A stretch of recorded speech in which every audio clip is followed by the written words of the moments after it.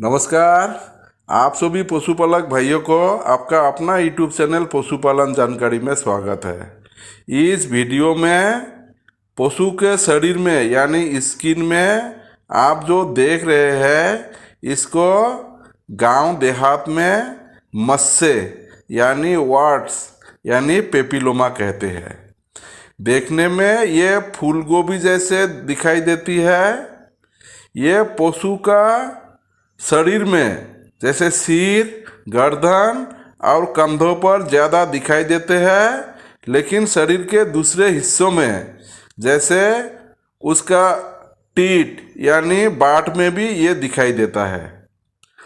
ये मस्से यानी वार्ट्स यानी पेपिलोमा एक वायरल बीमारी है।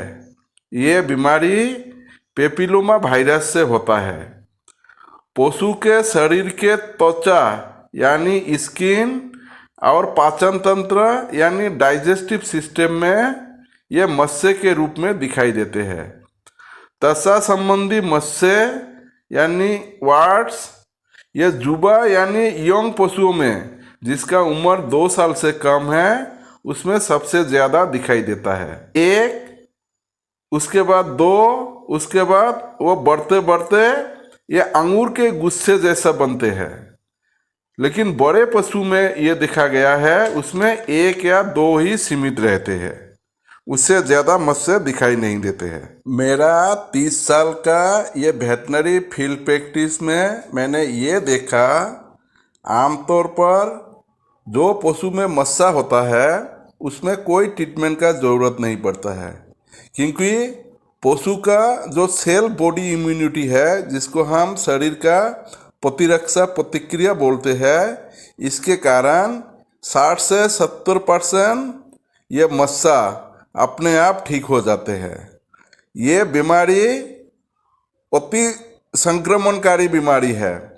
जैसे किसी पशु में अगर ये मस्सा है और वो पशु जिस खुरली में ये दाना चारा खाते हैं और वहाँ पे अगर कोई हेल्दी पशु उसके साथ अगर वही दाना चारा शेयर करके खाते हैं, ये पशु जब उसको टाच करता है, इसका शरीर जब उस पशु के किसी भी हिस्से में टाच होता है तो वो मस्सा का जो वायरस है पेपिलोमा वायरस वो उस पशु का शरीर में बैठ जाता है और 1 महीने से लेके 1 साल के अंदर वो वायरस वहाँ पे पेपिलोमा यानी मस्सा उस हेल्दी पशु के शरीर में होगा। अगर कोई हेल्दी पशु कोई दूसरा पशु जो बीमार है उसके साथ अगर पानी भी पिएगा और जो बीमार पशु है वो अगर किसी दीवार में या तो किसी पोल में खंबे में जो मस्सा वाला हिस्सा है उसको अगर खुजली करेगा तो वहाँ से जो वायरस है वो वहाँ पे चिपक जाएगा और दूसरा हेल्दी पशु जब उसके टास में आएगा तो वो मस्सा उस हेल्दी पशु के शरीर में बैठेगा और उसमें भी बाद में मस्सा होगा ही होगा।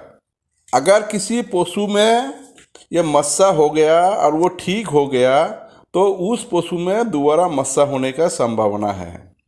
जो दूध देने वाली पशु है उसका टीट यानी बाट में अगर ये मस्सा होता है और इसके वजह से दूध दुनाई में मिल्किंग करने में बहुत दिक्कत होता है, इससे उस पशु का मास्टाइटिस भी हो सकता है। और जो पशु दूध में है और उसका बच्चा जब उसका दूध पीता है तब उसका मुंह में उससे उसको दिक्कत होता है दूध पीने में। दूध पीने वाला बच्चों का मुंह अगर उस मस्से में टाच हो गया तो वहाँ पे बहुत ज़्यादा मात्रा में ये पेपिलोमा वायरस रहता है और उससे ये दूध पीने वाला बच्चों का मुंह में भी ये वार्ट यानी मस्से होगा।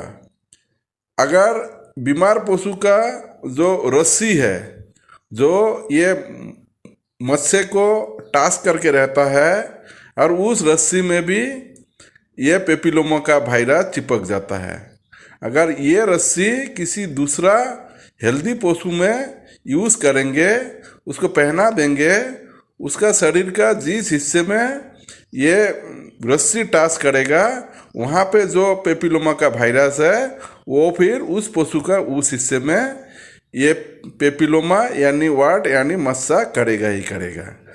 ये सब कारणों से जो मस्सा ठीक नहीं होता है 40 से 30%, उस मस्से को बाद में इलाज का ज़रूरत पड़ता है, क्योंकि इलाज करके उसको अगर ठीक नहीं करेंगे तो वो पशु देखने में भी खराब दिखता है और वो पशु ये बीमारी दूसरा हेल्दी पशु में भी फैलता रहता है। इसीलिए जो पशु में ये वाट रह जाते हैं उसको बाद में इलाज का ज़रूरत पड़ता है।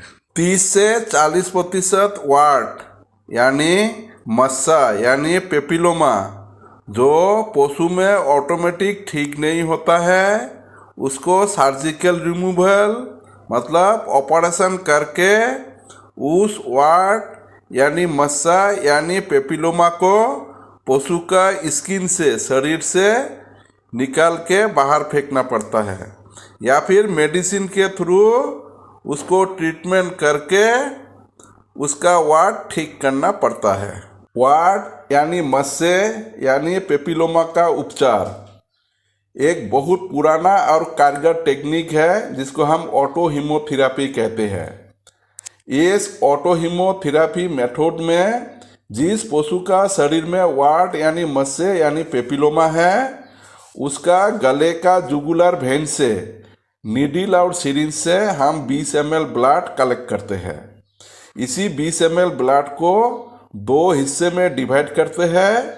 10 ml ब्लड उसी पशु का कमर में यानी पोठे में यानी बैक साइड में इंट्रामस्कुलर लगा देते हैं, और बाकी जो 10 ml खून यानी ब्लड बचा उसको हम उसी पशु का गले का जो स्किन है उसके नीचे सबक्यूटेनियस लगाते हैं। ऐसे करके हफ्ते में कम से कम एक दिन मतलब वीकली एक बार उस पशु से 20 ml ब्लड निकालकर 10 ml इंट्रामस्कुलर और 10 ml सबक्यूटेनियस लगाना है। ऐसे करके कम से कम 3 बार लगाना है। इसी को हम ऑटो इम्यून थेरेपी कहते हैं। जो 20 ml ब्लड हम उस पशु से निकाल के 10 ml इंट्रामस्कुलर और 10 ml सबक्यूटेनियस लगाया है, ये ब्लड उस पशु के लिए फॉरेन बॉडी है, और ये फॉरेन बॉडी होने के नाते वो उस पशु का मैक्रोफेजेस को इंक्रीज करता है, और बाद में वहीं जाके एंटीबॉडी बनता है, और ये एंटीबॉडी उस पशु का शरीर में वाट्स है उसको ख़त्म कर देता है और होने नहीं देता। मार्केट में एक इंजेक्शन आता है जिसका नाम है एंथियोमेलिन। ये 50 ml वायल में आता है, और ये मेडिसिन ये पेपिलोमेटोसिस यानी वाट यानी मस्से की बीमारी में ये मेन ड्रग्स है। तो इसी ड्रग्स को हमें इस्तेमाल करना है। तो ये एंथियोमेलिन इंजेक्शन जो 50 ml वायल में आता है, इसका जो सॉल्ट है उसका नाम है लिथियम एंटीमोनी थायोमेलेट। और अगर हम 1 ml इंजेक्शन में ये कितना % रहता है उसको अगर देखेंगे तो 20 ml इंजेक्शन में लिथियम एंटीमोनी थायोमेलेट ये 60 mg रहता है, और इसमें प्रिजर्वेटिव क्लोरोक्रिसल ये 0.1% वेट बाय वॉल्यूम रहता है।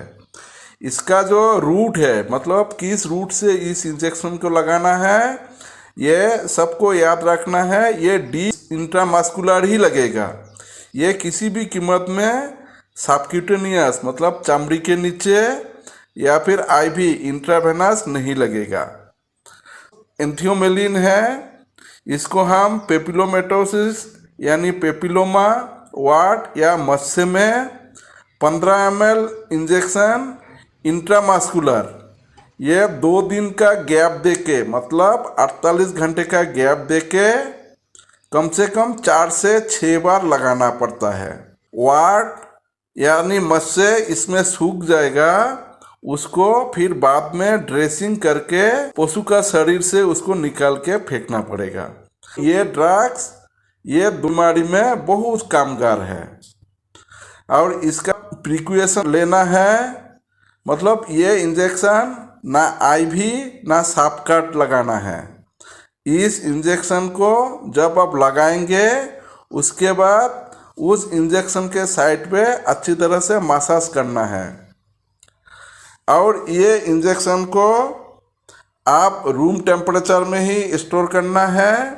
ये प्रेगनेंसी सेफ है, फिर भी प्रेग्नेंट एनिमल में नहीं लगाना ही सही है।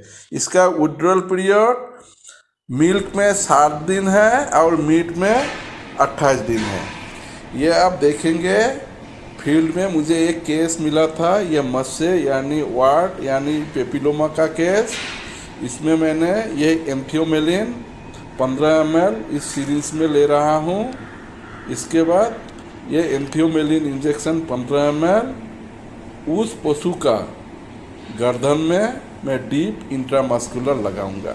ये इंजेक्शन फिर मैं 2 दिन बाद इसको रिपीट करूंगा। हर 2 दिन बाद कम से कम 4 से 6 बार मैं इस पशु को लगाऊंगा। मार्केट में ये होम्योपैथी का एक ऑइंटमेंट मिलता है जिसका नाम है थूजा VT ऑइंटमेंट। ये बहुत ही काम का मलहम है। ये ऑइंटमेंट जो पेपिलोमा है या मस्से या वार्ड है उसमें हम लगाते हैं।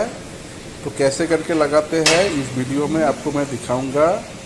तो होम्योपैथी का ये ऑइंटमेंट ये पेपिलोमा वार्ड और मस्से में जितना भी निकालेगा सब में आप लगाते जाइए और उसको वो वहाँ पे ही सुखा देगा, मार देगा। तो ये बहुत ही अच्छा ऑइंटमेंट है। जैसे आप इस वीडियो में देख रहे हैं, मुझे फील्ड में जब ये पेपिलोमा यानी वार्ड यानी मस्से का केस मिलता है, सबसे पहले मैं उसमें ऑटो हीमोथेरेपी करता हूँ। मतलब उस पशु का जुगुलर वेन से गले से 20 ml ब्लड लेके 10 ml मैं उसी पशु को इंट्रामस्कुलर लगा देता हूँ और बाकी 10 ml साफ काट लगा देता हूँ। ये मैं कम से कम 3 से 4 बार लगाता हूँ, एक हफ्ते का गैप देता हूँ। और उसके बाद ये जो एम्फियोमेलिन का इंजेक्शन है ये मैं 15 ml इंट्रामस्कुलर या 48 घंटे का गैप दे के मतलब 2 दिन का गैप दे के ये 4 से 6 बार उस पशु को लगाता हूँ। तो पशुपालक भाई, जो भी वीडियो मैं आप लोगों को बना के दिखाता हूँ उसमें जो मैं फील्ड में प्रैक्टिस करता हूँ उसी को ही मैं आप लोगों को दिखाने का कोशिश करता हूँ। लेकिन ये सब ट्रीटमेंट जो आपका रजिस्टर्ड वेटनरी प्रैक्टिशनर है, वेटनरी डॉक्टर साहब है, उनके देख रेख में ही ये सब ट्रीटमेंट कराए।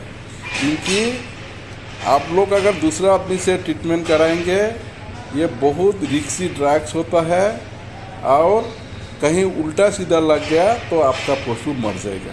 इसीलिए हर बार मैं हर वीडियो में आप लोगों को ये सलाह देता हूँ और रिक्वेस्ट भी करता हूँ, जो भी ट्रीटमेंट हम लोग फील्ड में करते हैं वो सब आपको जानकारी देने के लिए ही करते हैं कि आपका पशु का अगर ये बीमारी होगा, ये सिम्टम होगा, तो आप आपके नज़दीक वाला जो रजिस्टर्ड वेटनरी डॉक्टर साहब है जो फील्ड में प्रैक्टिस करता है उनको बुला के ये सब ड्रग्स और ये सब टेक्निक से अगर ट्रीटमेंट कराएंगे तो आपका पशु भी ठीक हो जाएगा।